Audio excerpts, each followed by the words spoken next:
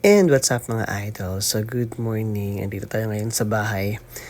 Meron tayo ditong malagkit, munggo, mantika, bulak. Sa Bisaya, gapas yan. Ito din yung mga tinatawag nilang mga pampaswerte. So ihalo-halo mo lang yung malagkit. Tapos, sunod mo naman ilagay ang munggo. Pag nailagay mo na ang munggo, ay isusunod mo naman ang mga barya.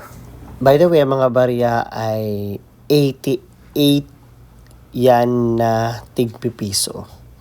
88, okay? So, ilagay lang yan, lahat. Make sure na talagang 88 yan. Walang labis, walang kulang, okay? After mailagay ang mga tigpipiso, ay syempre, ihahalo mo naman ngayon ang mantika. So sa aking mantika, wala kasi akong olive oil.